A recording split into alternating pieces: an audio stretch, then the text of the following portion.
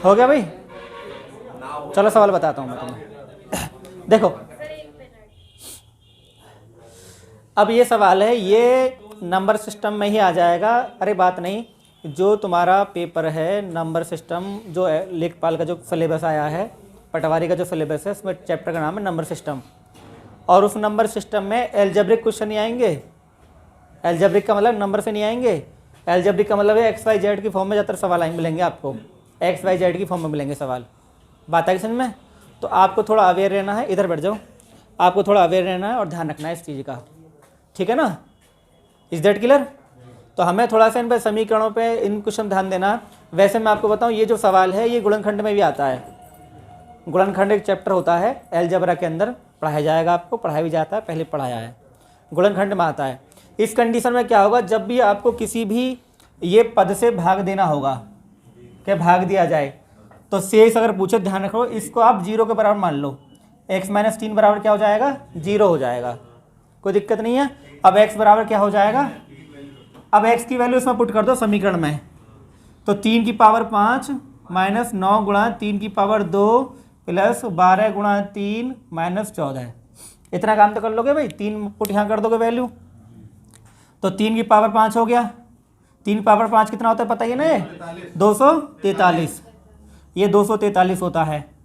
इसे सॉल्व करोगे, 3 तिया 9, 9 9 81 प्लस 12 3 माइनस के 14। ठीक है, इनको ऐड कर लो भाई। देखो 6 और 3 9, 4 3 7, इनको ऐड करो, 4 और 1 5, 8 और 1 9। अब घटाना, 9 में से 5 गए 4, 17 में से 9 गए 8, कितना आ गया? 184। ये आपका आंसर आ गया। ठीक है ना? ये भैया समीकरण होती हैं और ये गुणनखंड होते हैं, ये 0 के बराबर ही होते हैं। ये गुणनखंड होगा इसका। हाँ हाँ, x माइनस 3 बराबर 0 हो तब तो x का मान निकलेगा। दूसरी बात है, मैं तुम्हें एक चीज़ बताता हूँ, एक होता बहुपद, एक होता समीकरण। ठीक है ना? गुणनखंड दोनों के होते हैं, बहुपद के भी होते हैं और समीकरण के भी होते हैं। गुणनखंड जो होते हैं, समीकरण और बहुपद में अंतर क्या है? मेरी बात तो सुनो, मैं तुम्हें वही तो बात बता रहा हूँ जो तुम मुझसे सुनना चाहते हो, कि समीकरण और बहुपद में अंतर क्या है। बताओ। जब तुम किसी भी बहुपद को 0 के बराबर रख दोगे तो समीकरण बन जाती है वो, और जो गुणनखंड होते हैं वो 0 के बराबर ही होंगे फिर। तो कहीं ना कहीं एक अगर गुणनखंड है तो इसकी वैल्यू 0 होगी, तो x बराबर माइनस 3 आ जाएगा। हमेशा ध्यान रखो ये, ठीक है? तभी तो x का मान निकल के आएंगे। दूसरी बात, ये x की घात 5 है, यानी इस समीकरण में x के 5 मान होंगे। ठीक है ना? तो बस ये ध्यान रखना है तुम्हें। हाँ, तो फिर 4 रख देते, कोई वैल्यू होती है x का मान रख देते इसमें।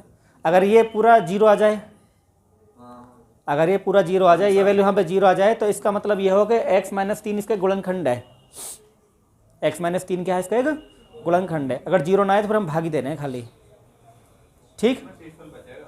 हाँ, अगर शेषफल बचाएगा फिर तो, अगर शेषफल 0 आ जाए, यानी ऐसे वैल्यू पुट करके 0 आ जाता, अगर यहाँ पे ये 279 है, ये भी 279 हो तो 0 आ जाता। इसका मतलब क्या होता कि x माइनस 3 इसका एक गुणनखंड हो जाता, फैक्टर हो जाता। ठीक है? जैसे मान लो हम नंबर की बात करते हैं, नंबर में मैंने लिख दिया 54। अब 54 का मतलब ये होगा, ये किससे कट जाएगा? 6 से भी कटेगा, 9 से भी कटेगा, 3 से भी कटेगा। सब गुणनखंड तो हो गए इसके, ये फैक्टरी तो हैं। ऐसे भी किसी समीकरण के गुणनखंड ऐसे फॉर्म में मिलेंगे आपको, x की फॉर्म में या y की फॉर्म में, जो भी है।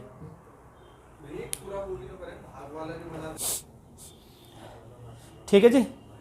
अब हमें बात पता चल गई इसमें सवाल में, x प्लस 5 बराबर क्या मानेंगे हम? 0।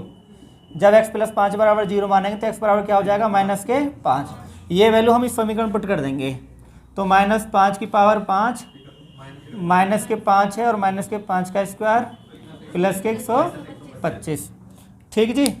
अब माइनस 5 का जो क्यूब होता है वो 3125 होता है। 5 की पावर जो 5 होता है वो कितना होता है? माइनस की वजह से, क्योंकि विषम है तो माइनस ही रहेगा, पावर विषम है ना तो माइनस ही रहेगा। और देखो ये 5 प्लस का हो जाएगा, 25 पंजे, ठीक है, तो 125 आ जाएगा, क्योंकि यहाँ माइनस था तो माइनस का रहेगा। हालांकि पहले प्लस का होगा 25, फिर 25 में 5 गुणा करोगे तो माइनस का 125, फिर प्लस के 125, ये दोनों कैंसिल हो जाएंगे, तो माइनस के 3125। ऑप्शन नंबर सी आपका उत्तर हो गया।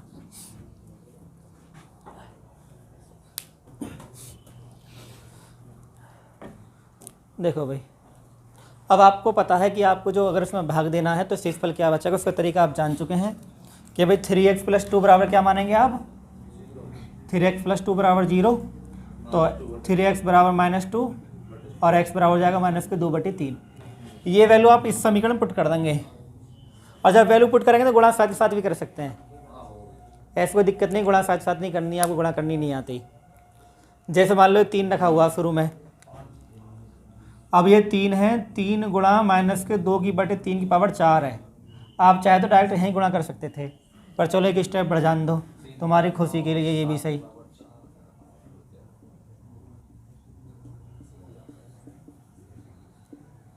ठीक है, ये वैल्यू पुट हो गई भाई। यहाँ पे ये 2 है शुरू में, ये 3, देखो एक सेकंड रुको जरा, 3 था शुरू में, फिर 2 हो गया, और फिर 3 है, ये स्क्वायर है, 3 के बाद स्क्वायर है, फिर -2 है ये, तो -2 और ठीक है जी। आपने वैल्यू इसमें पुट करनी है, ये वाली इसमें पुट करनी है, x के यहाँ पे रखना है, x यहाँ पर, x यहाँ पर, x यहाँ, 4 जगह रखना है। ये पहला 4 था, फिर 3 था, फिर 2 था, फिर 1 था। ये वैल्यू पुट करने के बाद फिर आपको कैलकुलेशन है। कैलकुलेशन ध्यान रखें, अगर घात हमारी समय तो प्लस हो जाता है अंदर वाला, घात विषम है तो माइनस ही रहता है। फिर भाई घात सम है तो प्लस हो जाता है, घात विषम है तो माइनस रहता है, ठीक है ना। अब 4 तो सम संख्या है तो अंदर वाला प्लस हो जाएगा, और ये 2 की पावर 4 है, और 3 पावर भी 4 होता है ये, तो 2 की पावर 4 कितना होता है जी, 2 दूनी 4 दूनी 8 दूनी 16, और 3 पावर 4 कितना होता है, यानी हम कर देंगे 3 गुणा 16/81। कोई दिक्कत तो नहीं है। अब -2 रहेगा यहाँ पे। अब मुझे ये बताओ कि 2 की पावर 3 कितना होता है, क्योंकि यहाँ पे विषम है ये, तो माइनस ही रहेगा, -8/27। कोई दिक्कत तो नहीं है। हाँ बेटा पूछो।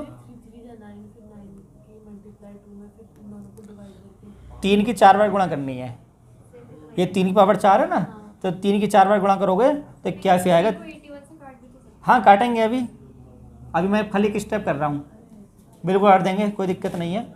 अब ये क्लियर कर लो, प्लस के 3, ये प्लस को जाए क्योंकि विषम है, तो 4/9, कोई दिक्कत तो नहीं है भाई। ये माइनस माइनस प्लस हो जाएगा, 4/+3। हाँ जी mister Kushal, are you getting my point. पूछ लो, कोई दिक्कत है तो प्लस माइनस में तुम कन्फ्यूज हो जाओ, ठीक है ना। अब हाँ हाँ कोई दिक्कत नहीं है, चलो अब यहाँ 3 से काट लो, 27 बार, ये 2 दूनी 4 कर दिया। तुम पूछ लो, इसलिए मैंने स्टेप बढ़ाया नहीं है तुम्हारी वजह से, ठीक है ना। अब 3 से 27 बार कट गया ये, तो 16/27 हो गया, ठीक समझते रहो। 8 दूनी, ये भी 16/27 हो गया, तो 32/27 हो जाएगा। ये एक लाइन में लिखोगे तो इसे 3 तिया, ये 4/3, और ये भी 4/3, और ये 3, ठीक है ना। ये 32/27, ये 8/3, देखो 32/27, 8/3 और 3। अब 27, आप 27 की 81 या 27 एलसीएम ले लो, 27 एलसीएम आ जाएगा, कर लो गुणा भाग। तो ऐसे सॉल्व करने के बाद में कौन सा आ जाएगा, 185 क्योंकि जगह का अभाव है तो एक तुम गुणा भाग भिन्न तुम खुद सॉल्व कर लेना। हाँ ठीक है जी, कोई दिक्कत तो नहीं है। यानी कैलकुलेशन है थोड़ी सी, और कुछ नहीं है।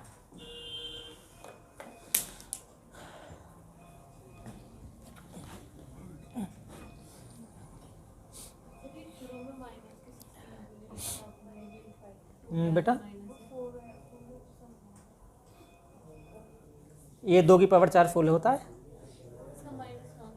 जब सम होता है तो माइनस प्लस हो जाता है। ये बात लिख लो यहाँ पे, अगर घात सम है तो माइनस का प्लस हो जाता है। हाँ तो कैसे होगा सवाल बताओ, देखो मैं बता। चलो जी बहुत बढ़िया, सवाल को समझते हैं। सवाल क्या पूछा कि 1 से 100 तक की तुम्हें संख्या लिखनी है, तो 1 से 100 तक की संख्या कितना तुम्हें अंक चाहिए, यही तो बात है ना। तो ध्यान दो, देखो भाई अगर तुम्हें 1 से 9 तक की संख्या लिखनी है,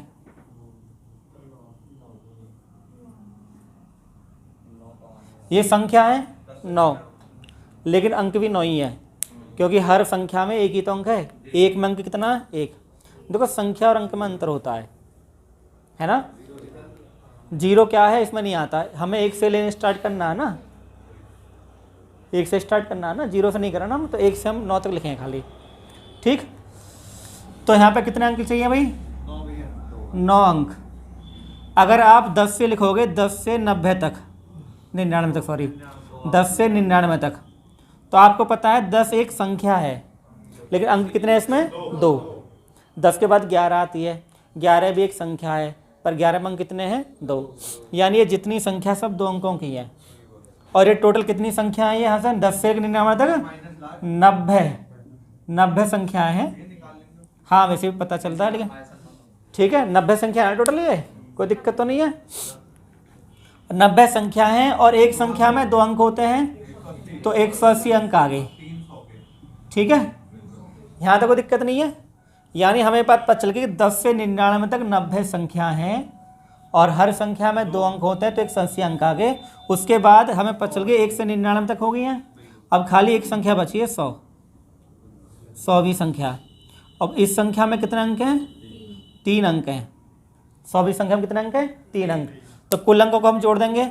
9 अंक शुरू के हो गए भाई, 180 ये हो गए और 3 ये हो गए, 9 और 3 12, 192 अंक टोटल मिला के ये हो गया।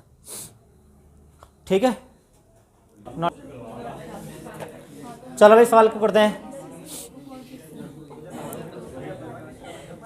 ये देखो यहाँ पे भाई, इस पर सीख जाओगे जो तुम्हें सिखानी बात मुझे। 121 से कितनी संख्या है? 1340 तक। तो हमें देखना है कितनी संख्या बैठेंगी टोटल। तो अब देखो एक चीज़ और ध्यान देखना होता है हमें कि संख्या ये शुरू में 3 अंकों की है, बाद में 4 अंकों की है। तो हमें देखना है कि हमारे पास 3 अंकों की संख्या कितनी है। इसका तरीका क्या होगा वो सीख लो भाई। ठीक है, इसका तरीका क्या होगा? पहले हमें चेक करना है कि 121 से 999 तक कितनी संख्या है। मेरी बात सुनो ध्यान से, पहले जिन बच्चों को नहीं आ रहा है वो सीख जाएंगे कि 121 से 999 तक कितनी संख्या है। इसका तरीका क्या है? तरीका ये formula, last minus first upon difference plus 1। ठीक है जी, यानी ये फॉर्मूला आपको याद रखना है। अगर आपको ये पता करना है कि 180 से 999 तक कितनी संख्या है, उसका फॉर्मूला ये है। ठीक है, लास्ट पद क्या है? 999। पहला क्या है? 121, डिफरेंस तो 1 का ही सब में, और प्लस 1 आ गया। अब आप इसे सॉल्व करोगे तो 9 में से 1 गए 8, 9 में से 2 गए 7, 9 में से 1 गए 8, प्लस 1 करोगे तो 888। हाँ ठीक ठीक ठीक, तो 800, ठीक है 79 आ गया। कोई दिक्कत है यहाँ तक? है कोई दिक्कत है बेटा? ठीक, बोलो। देखो ये +1 फॉर्मूले में है। ये फॉर्मूला क्या है? Last minus first plus 1 upon difference. ये फॉर्मूला ही है। तो आपको लास्ट संख्या लिखनी है, पहली ये लिखनी है, अपॉन 1 करना, क्योंकि डिफरेंस में एक एक का ही है, लगातार संख्या ना, प्लस 1 कर दिया। अब ये टोटल नंबर बैठेंगे 878, प्लस 1 करोगे तो 879 हो गया। ये कोई दिक्कत तो नहीं है? अब ये टोटल संख्या और जो जितनी संख्या है 3 अंकों की है, तो एक संख्या में 3 अंक है ना। ये 889 क्या है संख्या आया है? ये हमें 121 से 1340 तक जाना है। तो 121 से 1340 तक ये पहले 3 अंकों की संख्या देखनी है। तो 3 अंकों की संख्या 999 तक ही होंगी। फिर 1000 4 अंकों का हो गया ना, 1000 में 4 अंक होते हैं। तो पहले हमें 3 अंकों की संख्या देखनी है। क्लियर? अब इसमें ये संख्या है, और अगर आप इसमें 3 की गुणा कर दोगे तो 26 37 कितना आ गया? ये टोटल अंक आ गया। मतलब 3 डिजिट से आगे नहीं जाना। अभी पहले हमें शुरू में 3 डिजिट का चेक करना है। अब हमें 1000 से 4 डिजिट का चेक करना है। अब हमारे क्या है कि 1000 से 1340 तक, यानी 1000 से 1340 तक कितनी संख्या है? भाई ये तो पता है 347 होंगी, है ना। 347 होंगी, माइनस करेंगे प्लस 1 करेंगे, 347 संख्या होगी। 347 संख्या, और प्रत्येक संख्या में 4 अंक है भाई, 1 2 3 4 अंक हैं, तो हम 4 गुणा कर देंगे। तो 347 में जब आप 4 गुणा करोगे तो 1388 आ गया। इन्हें आप ऐड कर दो भी अब, 26 37 में 1388 तो 4025 आ गया। ठीक, संख्या आपको देखनी है पहले टोटल कितने अंकों की है। तो पहले आप 3 अंकों की संख्या देखेंगे, फिर आप 4 अंकों की संख्या देखेंगे। ये फॉर्मूले में बेटा है, क्योंकि एक एक का अंतर है, ये लगातार संख्या ना, ये 121 है, फिर दूसरी 122 है, 123 है। अरे आपने टाइपिंग लगभग सभी ने करी होगी। अगर आप 121 रखेंगे तो क्या लिखेंगे, पहले 1 दबाएंगे, फिर 2 दबाएंगे, फिर 1। क्या टाइपराइटर में 121 लिखा थोड़ा ना रहता है, लिखते हैं ना 121। तो 121 लिखने के लिए तो मैं 3 बार दबाना होगा।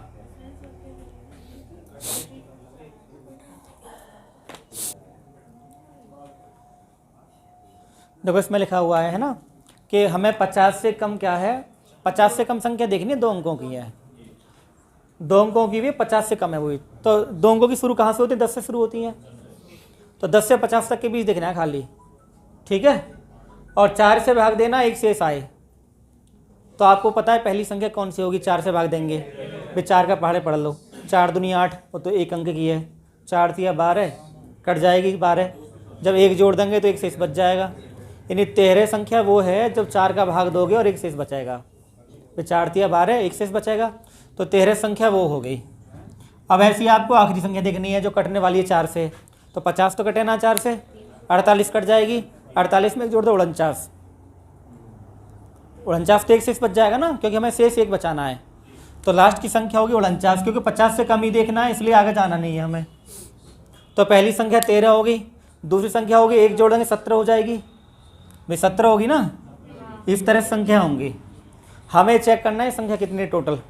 तो इसका फॉर्मूला संख्या चेक करने का अभी बताया था, लास्ट माइनस फर्स्ट